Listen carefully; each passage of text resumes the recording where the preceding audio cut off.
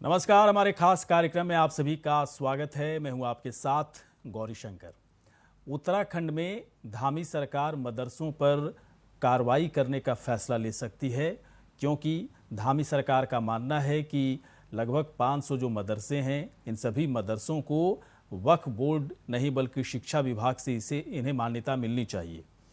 तकरीबन 191 से 92 मदरसे ऐसे हैं जो या तो केंद्र सरकार या फिर राज्य सरकार की मदद से चलाए जा रहे हैं, संचालित हो रहे हैं, लेकिन शिक्षा विभाग से इन लोगों को मान्यता नहीं मिली है।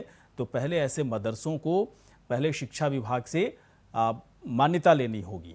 अगर मान्यता मिलती है तभी इस तरह के मदरसे संचालित हो सकते हैं, नहीं तो ऐसे मदरसों को बंद करना होगा।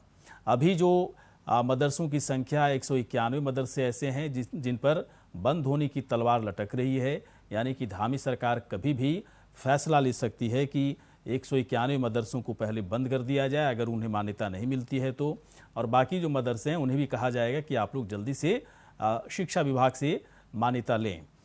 सरकार अभी चूंकि सुगबुगाहट हो रही है, कोई फैसला नहीं लिया गया, उससे पहले ही सरकार की इस तरह के होने वाले फैसले पर विपक्ष पूरी तरह से आग बबूला है। विपक्ष का कहना है कि चंपावत में उपचुनाव है, जहां से सीएम पुष्कर सिंह धामी उम्मीदवार हैं, तो जीतने के लिए बीजेपी हिंदू मुस्लिम का कार्ड खेल रही है और हमेशा ऐसा ही बीजेपी करती है। जबकि बीजेपी का कहना है कि शिक्षा विभाग से मान्यता प्राप्त मदरसे ही सही शिक्षा दे पाएंगे, आधुनिक शिक्षा दे पाएंगे, और यही तरीका है सूबे में या फिर केंद्र में हर जगह शिक्षा पाने, चाहे वो मदरसे के जरिए हो या फिर विद्यालय के जरिए हो या फिर निजी स्कूलों के जरिए हो। जब तक शिक्षा विभाग से मान्यता नहीं मिलेगा तब तक ऐसे मदरसों की मान्यता, उसकी वैधता पर तो सवाल खड़े होते ही रहेंगे। इसी पर हम चर्चा करेंगे, बहस करेंगे, लेकिन पहले कुछ प्रतिक्रिया आई है, सुनाते हैं आपको। अरबों रुपए की संपत्तियां वक्फ बोर्ड के पास हैं, उनका दुरुपयोग हो रहा है, वो कब्जे हो रहे हैं। किरान कलियर के आसपास जितनी भूमि है, जो दुकानें हैं, उन पर कब्जे हो रहे हैं। जो हमारे कई जगह बड़े कब्रिस्तान हैं, उनके आसपास जो वक्फ बोर्ड की ज़मीनें हैं, उन पर कब्जे हो रहे हैं। मैंने एक कमेटी बनाने को कहा है और तत्काल जांच करने को कहा है, और ये निर्देशित किया है कि एक टाइम बाउंड करके उनकी जांच करें। जिन्होंने अवैध रूप से हमारी वक्फ बोर्ड की संपत्तियों को कब्जा किया है, उनको छुड़ाने का काम करें। उन मदरसों पर कार्रवाई निश्चित तौर पर होनी चाहिए जो गैर कानूनी तरीके से चल रहे हैं, जहां पर गलत काम हो रहे हैं या सरकार के मानकों के खिलाफ काम हो रहे हैं। लेकिन अगर कहीं गेहूं के साथ घुन पीसने वाली बात अगर भाजपा कर रही है तो ये ठीक नहीं है। अपनी स्वार्थ सिद्धि के लिए अगर आप कोई काम करने जा रहे हैं तो ये कतई उचित नहीं है। आप वो काम कीजिए जिस काम में जनता का हित हो। अगर आपको लगता है कि यहाँ गलत हुआ तो ठीक है, उसमें हम आपका समर्थन करते हैं, लेकिन अगर आप जबरदस्ती अगर किसी को दबाने की कोशिश करोगे और जबरदस्ती ये सत्ता का अपना रौब दिखाकर जो है उनको नाजायज तरीके से तंग करने की कोशिश करेंगे, ये ठीक नहीं। तो किस तरह से मदरसों को लेकर राजनीति तेज होती जा रही है उत्तराखंड में, और सीधे तौर पर सरकार का जो इसमें पक्ष है कि इस पूरे मामले को लेकर मदरसों को शिक्षा विभाग से कैसे जोड़ा जाए, ताकि चूँकि कई ऐसे मदरसे हैं जो केंद्र और राज्य सरकार की मदद से संचालित हो रहे हैं, लेकिन शिक्षा विभाग से वो कनेक्टेड ही नहीं है, उनको वहाँ से मान्यता ही नहीं मिली है। तो पहले ऐसे मदरसों को शिक्षा विभाग से मान्यता लेने की ज़रूरत है। वक्फ बोर्ड पर भी सवाल उठाया जा रहा है कि अरबों की संपत्ति है और लगातार कब्जे का सिलसिला भी लगातार बढ़ रहा है, तो इस पर भी रोक लगाने की ज़रूरत है। मैं थोड़ा समझना चाहूँगा कि उत्तराखंड में मदरसे मज़ारों को लेकर क्या राजनीति चल रही है। राजनीति है या शुद्ध रूप से राजनीति है, या फिर वाकई में एक बहुत बड़ा संकट खड़ा होता जा रहा है उत्तराखंड में। इसके लिए विनय गोयल इस वक्त हमारे साथ जुड़ चुके हैं, बीजेपी के प्रवक्ता हैं, प्रदेश प्रवक्ता। विनय गोयल जी, स्वागत है आपका। क्यों मदरसे पर इस तरह की बात अब क्यों होने लगी? ठीक ठाक तो सब चीज़ें चल रही थी, शांति से तो है उत्तराखंड, फिर मदरसे अचानक कहाँ से निकल आए? शिक्षा विभाग से इसको मान्यता लेनी होगी, तो मज़ारों पर भी सुन रहे हैं कि आप लोग कुछ कुछ बातें करने लगे हैं। जरा बताइए सर, क्लियर क्या स्थिति है, बताइए। उत्तराखंड में 425 मदरसे काम कर रहे हैं और इन 425 मदरसों में 191-92 मदरसे ऐसे हैं जिन्हें सरकारी सहायता भी मिल रही है, चाहे वो केंद्र से सरकारी सहायता हो, चाहे वो प्रदेश से सरकारी सहायता हो। लेकिन जो सूचनाएं सरकार के पास आई हैं उसमें ना तो वहां शिक्षकों को प्रॉपर वेतन दिया जा रहा है और ना सही मानकों का पालन किया जा रहा है, ना वहां उचित शिक्षा हो रही है। और क्योंकि ये शिक्षक जो मदरसों में जो शिक्षा होती है ये प्राथमिक शिक्षा होती है, तो प्राथमिक शिक्षा के बाद जब माध्यमिक शिक्षा के लिए विद्यार्थी जाएगा तो उसके लिए टीसी की व्यवस्था नहीं हो पाती क्योंकि ये रजिस्टर्ड नहीं है, तो टीसी कैसे देंगे। तो मुझे ये लगता है कि सरकार ने बिल्कुल उचित कदम उठाया है कि उन्होंने कहा है कि जो ऐसे मदरसे हैं उन्हें शिक्षा विभाग के अंतर्गत पंजीकृत होना चाहिए, शिक्षा वहाँ मदरसों का आधुनिकीकरण होना चाहिए, वहाँ रोजगार परक या जिस प्रकार से भी हम जिस नैतिक शिक्षा जिस प्रकार से देते हैं, जिस प्रकार से अन्य विद्यालयों में शिक्षा देते हैं, उसी प्रकार की शिक्षा यहाँ भी होनी चाहिए। जैसे और विद्यालयों में राष्ट्रगान गाया जाता है ऐसे ही राष्ट्रगान यहाँ भी गाया जाना चाहिए। तो मुझे लगता है कि ये सरकार का उचित कदम है और इसे किसी भी अन्य दृष्टि से नहीं देखा जाए। राष्ट्रगान आपने कहा विनय गोयल जी, क्या आपको पता है, बहुत सही बात बताइएगा, क्या आपको पता है कि उत्तराखंड के सभी स्कूलों में राष्ट्रगान है ना क्लास शुरू होने से पहले गाया जाता है, चाहे वो प्राइवेट स्कूल हो या सरकारी स्कूल है? इसके आंकड़े आपके पास हैं या फिर ऐसे ही बोल रहे हैं आप? नहीं, सभी जगह राष्ट्रगान गाए जाने की परंपरा है हमारे यहाँ और व्यवस्था है। और अगर कोई भी विद्यालय हो वो सबके लिए समान है, जो सबने राष्ट्रगान सब में गाया जाना चाहिए, राष्ट्रगान का सम्मान सबको करना चाहिए। नहीं, गाया जाना चाहिए, लेकिन अभी तक गाया जा रहा है या नहीं गाया जा रहा है? क्या ये चीजें लागू होती हैं दूसरे स्कूलों पर भी, और वहां पर क्या राष्ट्रगान गाया जा रहा है या नहीं गाया जा रहा है, या सिर्फ गाया जा रहा है? जी, पूरे सरकारी स्कूल में, उत्तराखंड के सरकारी स्कूल में सबसे पहले राष्ट्रगान गाया जाता है?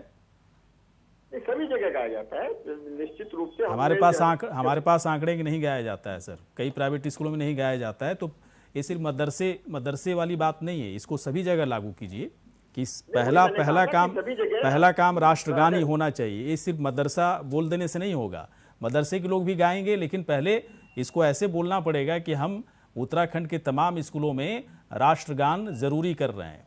कहीं जरूरी और कहीं गैर जरूरी तो नहीं चलेगा ना। तो मदरसों पर जो राजनीति हो रही है, उस संदर्भ में थोड़ा सा मैं एक सवाल और पूछना चाह रहा हूं विनय गोयल जी, ये इसी वक्त इस मसले को क्यों उठाया गया? नहीं, देखिए इस वक्त का सवाल नहीं है। देखिए अभी हमारा चुनाव हुआ था, नई सरकार बनकर आई है, नए मंत्री जी को दायित्व मिला है और जो चीजें उनके संज्ञान में आई होंगी या जिस पर उन्होंने फोकस किया होगा, जो व्यवस्थाएं वो सुधारना चाहते होंगे, उस पर उन्होंने काम करना प्रारंभ किया है। इसके पहले के समाज कल्याण मंत्री जो थे उनका ध्यान नहीं जा रहा था इस पर? आप लोग की सरकार ही थी ना इसके पहले भी। उनकी प्राथमिकताएं कुछ अलग रही होंगी, उन्होंने उन प्राथमिकताओं के आधार पर काम किया होगा। चलिए ठीक है, दीप वोहरा जी के पास में आ रहा हूं। दीप वोहरा जी, मैं ये जानना चाहता हूं आपसे कि क्या वाकई में मदरसों का जो संचालन है उत्तराखंड में, उनके संचालन पर सवाल खड़ा किया जा सकता है? क्या उनके अंदर जो शिक्षा देने के जो तरीके हैं, जिस तरीके से उनको पढ़ाया लिखाया जाता है, वो उत्तराखंड की एकता अखंडता के लिए ठीक नहीं है, देश की एकता अखंडता के लिए ठीक नहीं है? शिक्षा विभाग से मान्यता दिला देने के बाद मदरसों को बहुत अप टू डेट किया जा सकेगा। मानते हैं इस पर काम पहले हो जाना चाहिए था, बहुत देरी में अब हो रहा है इस पर काम? देखिए, बड़ा हास्यास्पद है। मेरे को तो समझ नहीं आ रहा कि भाजपा के प्रवक्ता बड़े भाई क्या कॉन्ट्रडिक्टरी बयान पे बयान और वक्तव्य दिए जा रहे हैं। आप देखिए, एक मदरसे को, इसमें कई हजारों मदरसे शामिल होंगे, केंद्र सरकार मदद दे रही है, राज्य सरकार मदद दे रही है, तो अपने आप सत्यापित है वो, अपने आप उसकी मान्यता है। जब आप सरकारी अनुदान दे रहे हो तो इसका मतलब मान्यता है या नहीं है? केंद्र सरकार की मदद कोई ऐसे ही नहीं मिल जाती, उसके लिए बहुत कागजी कार्रवाई करनी पड़ती है। और इतनी कागजी कार्रवाई होती है कि आपको कम से कम 100-150 पन्ना जो है वो जाता है एप्लीकेशन पे, तब जाके अनुदान IAS करते होंगे, नीचे से यहाँ से सारा सत्यापित होता होगा, तब जाके इनको अनुदान मिलता होगा। दूसरी बात, आप आ जाइए, अब हमारे नए नए मंत्री जी बने हैं। अरे मंत्री जी जरा पूछ तो लो, जो 3,500 स्कूल बंद हुए हैं उनकी भी जरा देख रेख आप देख लेते कि तुम्हारे पहले मंत्री ने जो बंद करा दिए, और वहां जो तकनीकी शिक्षा हो रही है उस शिक्षा का क्या होगा? जो बंटाधार धन सिंह रावत जी करके आ गए हैं उसको कैसे ठीक करोगे आप? सीधा सीधा ये है जो बड़ा भाई उत्तर प्रदेश में हो रहा है उसका दिखावा छोटे ने भी करना है। हम तो बार बार कह रहे हैं तुष्टीकरण की राजनीति है, जिसे केंद्र सरकार 2014 से आपकी सरकार है केंद्र की, 2022 आ गया, 6 महीने होने वाले हैं आगे, और आपको अब याद आ रही है कि इसमें शिक्षा की भी मान्यता होनी चाहिए। अरे आपका प्रशासन किस लिए है? आईबी किस लिए है? आपकी इंटेलिजेंस दूसरी किस लिए है? LIUs किस लिए है? डीएम किस लिए है? SDM किस लिए है? ADM किस लिए है? तहसीलदार किस लिए है? वो क्या देख रेख नहीं करते क्या इन चीजों की? पुलिस नहीं करती, प्रशासन नहीं करता। तो ये एक सीधा सीधा तुष्टीकरण है, और हम तो बार बार कहते हैं 2024 का चुनाव देखते हुए ये सारी इनकी नीति स्पष्ट हो रही है। लेकिन अगर शिक्षा ठीक करनी है तो मैं अपने बड़े भाई प्रवक्ता से कहूंगा, जो स्कूल के बदहाल तुम लोगों ने कर दिए है पायललाइन आयोग का नाम लेके, पहले उसको तो ठीक कर लो, तब आना इसमें कि इसमें हम देखेंगे ये करेंगे।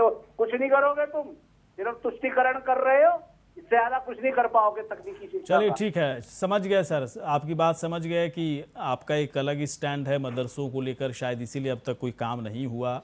आप लोग की काम नहीं हुआ तो अनुदान ऐसे ही दे आप दिया लोग की भाजपा ने। इच्छा शक्ति मदरसों पर आकर थोड़ी कमजोर हो जाती है, ये बात समझ में आई मुझे। ये कोई बात आपका नहीं है। वक्तव्य है महोदय, हमारा वक्तव्य नहीं है। चलिए विशाल चौधरी जी के पास ये आ रहे आपका हैं। वक्तव्य है। विशाल चौधरी जी एक बात बताइए, पार्टी तो आपकी बच रही है सर कुछ उत्तराखंड में, या फिर सिर्फ टेलीविजन तक सीमित हो गए आप लोग? नहीं, पार्टी तो उत्तराखंड में 2014 से है, लेकिन जो लोग पार्टी से फ्लाइन कर रहे हैं उनका सफर का 1 साल पूर्व का था। तो मैं समझता हूँ कि विचारधारा और सिद्धांत कभी मरा नहीं करते। राजनीतिक रूप से संगठनों में लोगों का आवागमन लगा रहता है। तो आप लोगों के सिद्धांतों पर ही सवाल उठ गया, और वही उठाया अजय कोठियाल जी, है ना, कर्नल अजय कोठियाल जी, वो उन्होंने कह दिया कि कोई सिद्धांत ही नहीं है, विजनलेस पार्टी है, छोड़ करके बीजेपी में आ गया। आप कह रहे हैं कि सिद्धांत हमारा बचा हुआ है, जिंदा है। एक कैसा सिद्धांत, कैसा विजन, जब आपके सबसे बड़े नेता कर्नल अजय कोठियाल, जिनको आपने CM का चेहरा बनाया था, वही छोड़ दिए, वही आरोप लगा रहे हैं। तो आप लोग किस सिद्धांत के पीछे पड़े हुए हो? मैं बता रहा हूँ, इस सिद्धांत की अगर प्रामाणिकता आपको लेनी है तो दिल्ली की जनता और पंजाब की जनता। ओहो, आप लोग पता नहीं दिल्ली पंजाब से कब निकलोगे भाई साहब। कोठियाल जी की नहीं है। कोठियाल जी को पार्टी ने जो सम्मान देना था उससे ज्यादा सम्मान दिया, और मैं समझता हूँ कि जो कार्यकर्ता पिछले 8-9 सालों से पार्टी का झंडा उठा रहा है, पोस्टर लगा रहा है, दरे बिछा रहा है, दरी बिछाने वाले कार्यकर्ता रह गए, पोस्टर लगाने वाले, है ना, और जो वाकई में जिनको रहना चाहिए था वो निकल लिए। तो दरी बिछाने वाले पोस्टर, अब सुनिए भाई साहब चौधरी जी, दरी बिछाने वाले देश और प्रदेश में उनकी पहचान को बढ़ाया। तो मैं नहीं समझता कि कोठियाल जी की कोई पीड़ा आम आदमी पार्टी के संगठन के प्रति कुछ होनी चाहिए कि या उनका कोई शोषण हुआ, क्योंकि सवाल उन लोगों को उठाने का अधिकार बनता था जो राजनीतिक रूप से, जिनको कहीं ना कहीं पिछले 8-10 सालों से संघर्ष करते समय हो गया, और उनकी अपनी अपेक्षाएं भी थी। आज वो लोग फिर भी समर्पित भाव से एक मिशन पे काम कर रहे हैं, वो कमीशन पे कोई काम नहीं कर रहे हैं। दूसरी बात, आज का जो विषय है मदरसे पे, हाँ इसी बोलिए आप। अपनी बात रखना चाहूंगा मैं, जिस सरकार से अभी भारतीय जनता पार्टी के प्रवक्ता ने कहा कि भाई 192 स्कूलों को हमने चयनित किया है जो कहीं ना कहीं शिक्षा विभाग से की सूची से तो मान्यता प्राप्त नहीं है। तो एक बड़ी आश्चर्यप्रद बात जिस प्रकार से अभी बोरा जी ने भी कहा, मैं सहमत भी हूँ कि भाई 192 स्कूल उत्तराखंड के जो केंद्र की भी और राज्य की भी आर्थिक सहायता ले रहे हैं, और आपके अभिलेखों में वो अवैध पाए जा रहे हैं, तो इससे बड़ा मैं समझता हूँ कि हास्यास्पद बयान कोई नहीं होगा। दूसरी मदरसे बात, कभी गए हैं विशाल चौधरी जी? भारतीय मदरसा जनता जाके पार्टी देखे हैं आप एक ऐसी कभी? पार्टी है जो शिक्षा में भी रुकिए भाई साहब, राष्ट्रवाद ढूंढती ये सब बाद में बात कीजिएगा। मदरसा कभी गए सर, आप? कभी सर, देखा है नहीं। मदरसे में कैसे पढ़ाई होती है? गौरीशंकर जी, नहीं बीजेपी कभी शिक्षा गए। में भी राष्ट्रवाद ढूंढती है। कहीं आप ऐसा भी तो नहीं बोलने आज- वाले कि मैं मदरसा में ही पढ़ा हूं मैं? नहीं, आप मेरी बात पूरी होने दीजिए ना। मैं तो कह रहा हूँ कि भारतीय जनता पार्टी शिक्षा में भी राष्ट्रवाद को ढूंढती है। और मैं समझता हूँ कि आज उत्तराखंड में कितने सरकारी स्कूल बंद हो गए हैं, हाँ। उनकी व्यवस्थाएं कैसे चल रही हैं, या शासकीय अशासकीय स्कूलों की क्या स्थितियां हैं। अगर उनको आप निजी स्कूलों से उनकी तुलना करो तो क्या परिणाम निकल के आ रहा है, उस पर कोई चर्चा नहीं होगी। लेकिन हाँ, राष्ट्रगान पे बात क्यों हो रही नहीं है। चर्चा होगी विशाल चौधरी जी? चर्चा होगी, सबकी चर्चा होगी। लेकिन आप मुझे बताएं नहीं तो कि आप मदरसों को रिपोर्ट लेकर कार्ड के पेश करिए ना, मदरसों कि को आप लेकर के उत्तराखंड आम के आदमी अंदर मदरसों को सर, लेकर आप सुनिए, सवाल सुनिए। मदरसों को लेकर के आम आदमी पार्टी का कोई स्टैंड है भी या नहीं है? विशाल चौधरी कहीं मदरसा गए हैं, देखे हैं कैसे पढ़ाई होती है, क्या ज़रूरत है वहाँ पर? क्यों कहा जा रहा है कि शिक्षा विभाग से इनको कनेक्ट किया जाना चाहिए, मान्यता मिलनी चाहिए? इसके पीछे की कोई वजह और लॉजिक तो होगी ना, मैं इस पर देखिए, जानना मैं चाहता निश्चित हूँ। रूप से इस ज्ञान से इत्तेफाक नहीं रखता।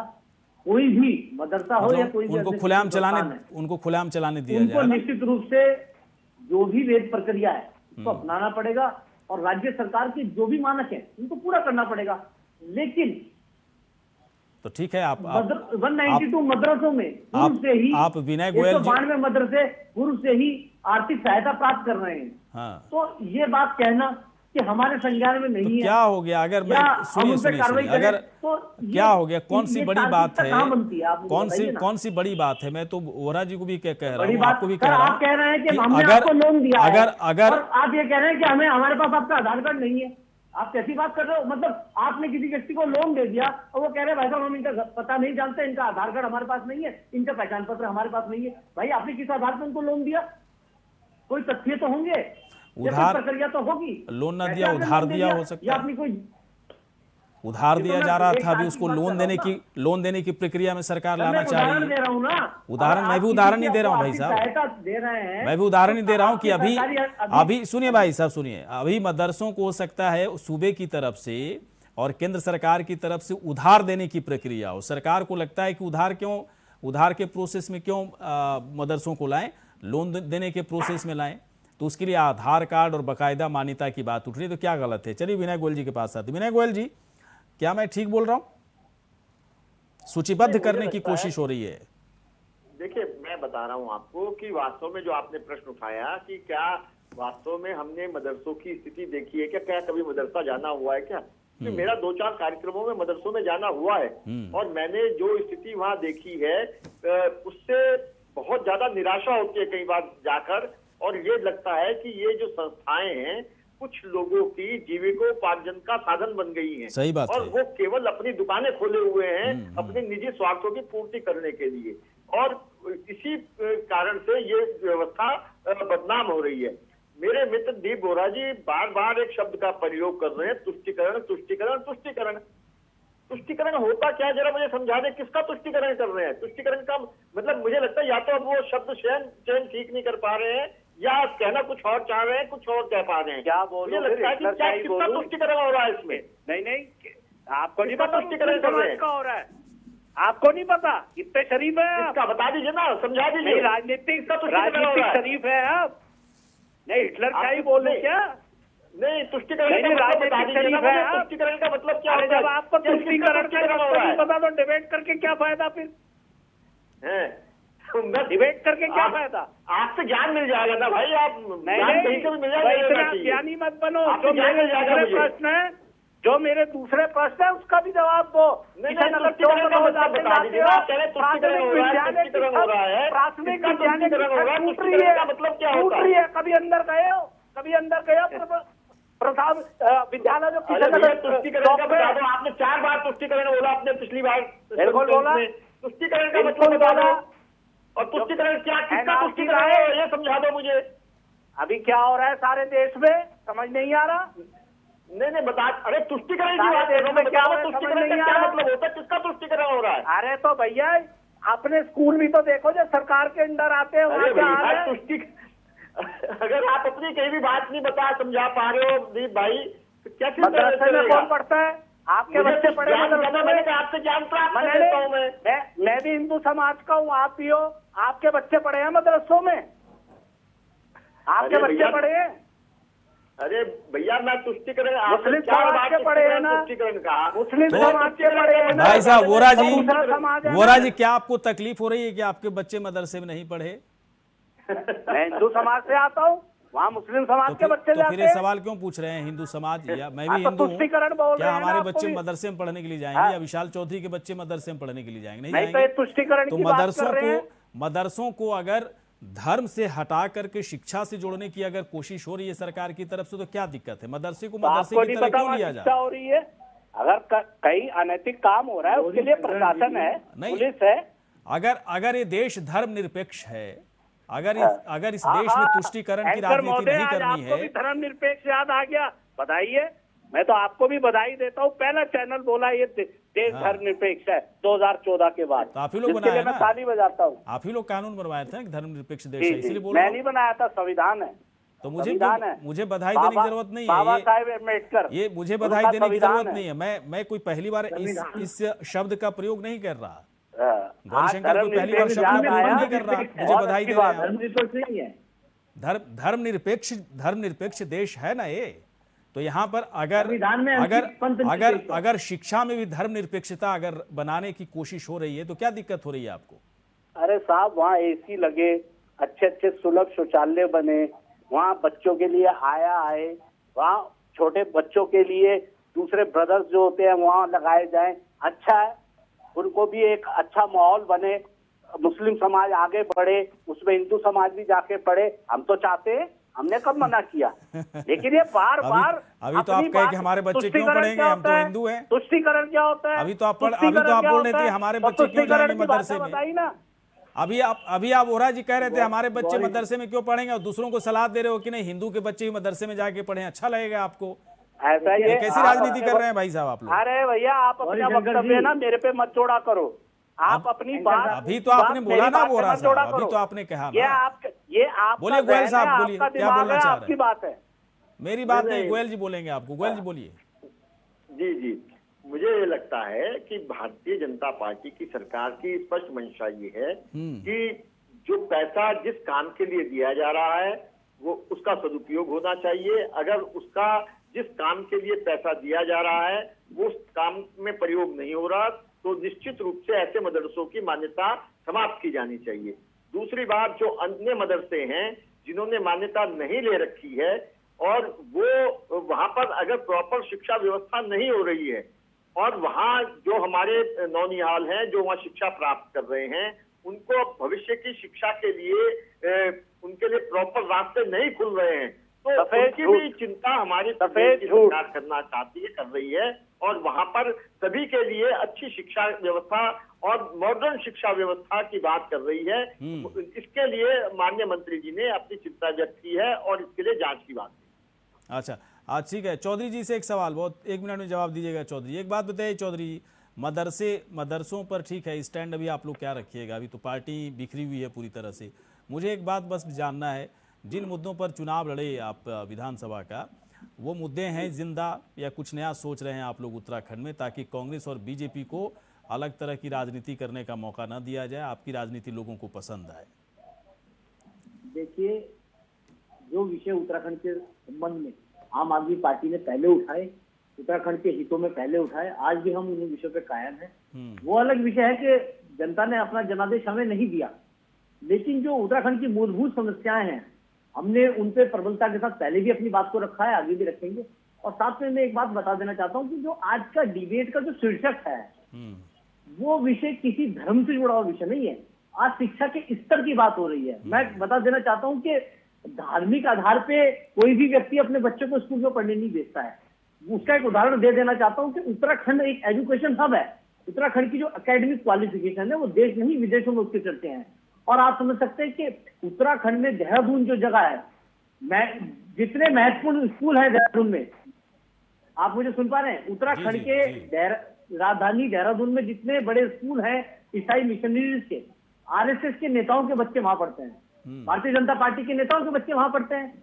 तो धार्मिक आधार पे शिक्षा का चयन नहीं किया जा रहा है ना, ऐसे मत बोलिए। शिक्षा के स्तर के आधार पे किया जा रहा है। अगर आप विद्या मंदिर को अच्छा बना दोगे, विशाल चौधरी जी, आपके कई बड़े नेताओं का नाम लिस्ट बता दूंगा जिनके बच्चे देहरादून में बड़े बड़े स्कूलों में पढ़ते हैं, मत बोला कीजिए। जो सर मैं ये कहना चाह रहा हूँ ना कि वो ईसाई मिशनरी के स्कूल में पढ़ रहे हैं, तो यहाँ धार्मिक आधार पे तो शिक्षा का चयन नहीं किया जा रहा ना। अगर विद्या मंदिर का स्तर आप सुधार दोगे तो क्यों आदमी हिंदू, आप जितनी भी तो मतलब आप मानते हैं ना विशाल चौधरी जी की मदरसों को आधुनिक बनाने की जरूरत है, सरकार जो कर रही है वो ठीक कर रही है? देखिए, आप जो आज का विषय है, आपका जो बात है उससे बिल्कुल इतर है।